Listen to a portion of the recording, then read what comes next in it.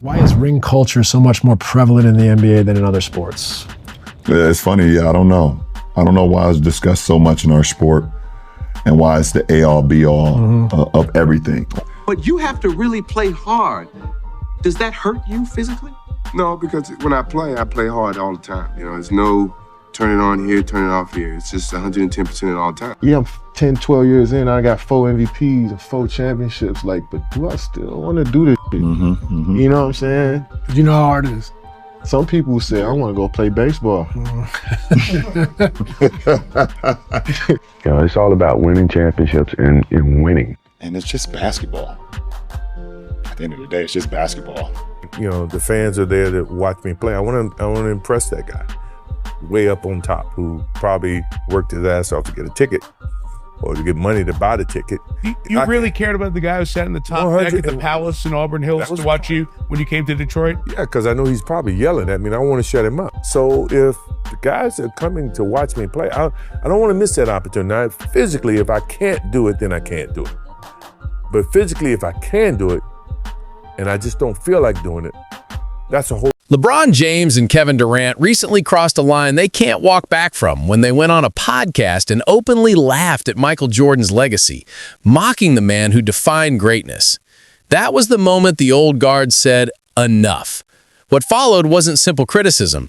It was a complete takedown of everything they see as fake about today's kings, the ego, the insecurity, the obsession with validation. Stacey King, a 3-time champion alongside Jordan, didn't hold back. After hearing LeBron and KD joke about Jordan's baseball break, he went off, even renaming LeBron's show the Crimea River Podcast to call out how desperate they seem for approval. King said it bluntly, great players don't have to tell people they're great. Jordan never needed a podcast or a debate. His game, his rings, and his dominance spoke for him. Meanwhile, LeBron and Durant keep talking instead of letting performance do the talking.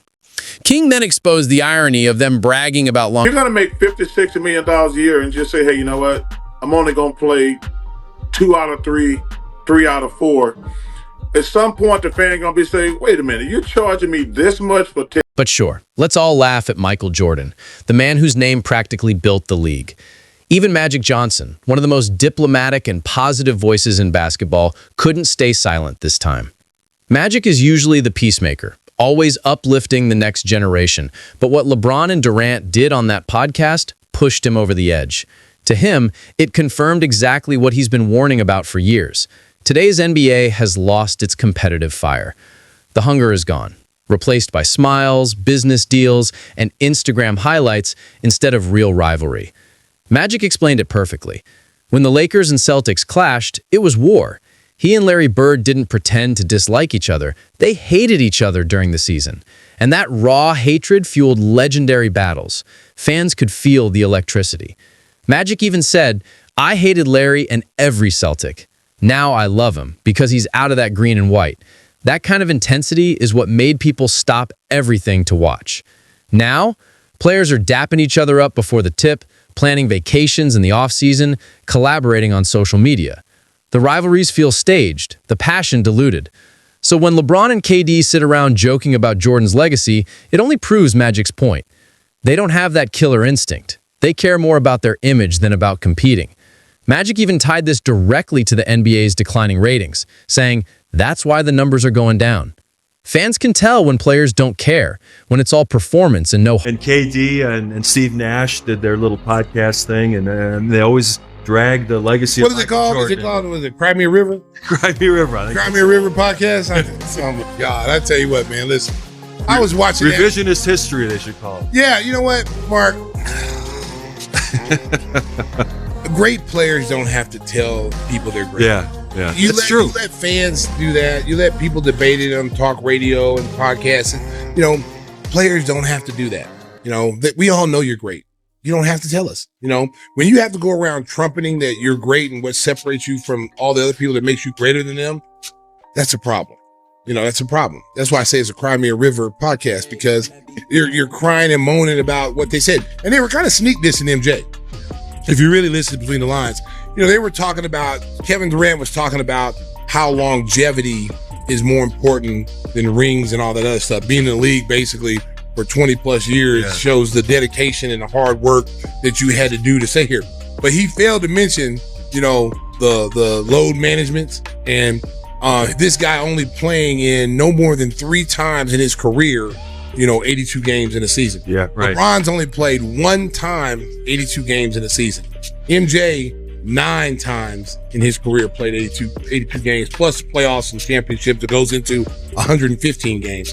So to listen to these guys discredit the former players and how great they were to you know, basically step on top of them to get themselves higher is really. Playing 20 years while bouncing from team to team and skipping games isn't greatness, it's marketing. Comparing that to Michael Jordan's 13 full seasons of pure, relentless dominance is outright disrespectful.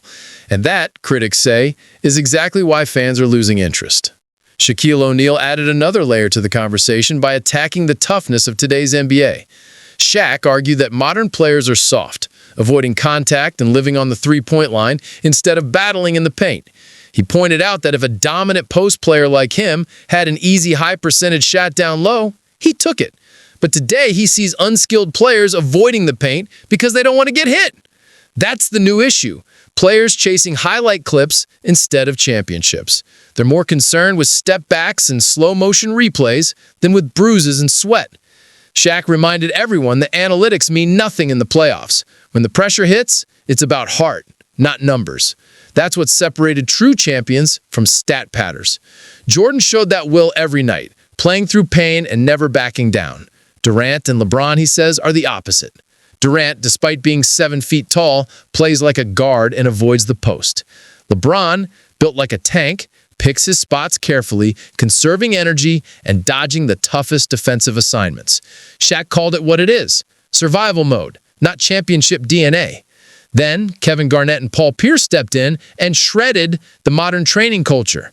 Garnett said today's players think they're in shape until they face someone who actually is.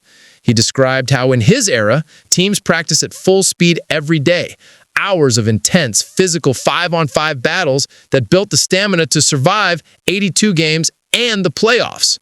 Meanwhile, today's players hit the gym for half-speed drills, spend 30 minutes with a personal trainer, and call it real. Have a long career. That's the goal. Be in the league for 20 years. That's the goal. Garth Gilmore told me one time, he played for Chicago, he said, if you expect to play a long time in this league, you better quit mopping up the floor. And I thought, well, he's crazy because that's what basketball is all about. Bird takes it away from Wilkins, goes to the floor and gets it. Gets it up ahead. This rest stuff just drives me crazy. You're playing basketball for a living, okay? I understand if you're working in the coal mine that you may need a rest day after it. You're playing basketball. Paul Pierce backed Garnett's criticism by saying that players today sit out for weeks over issues that past generations would have played through.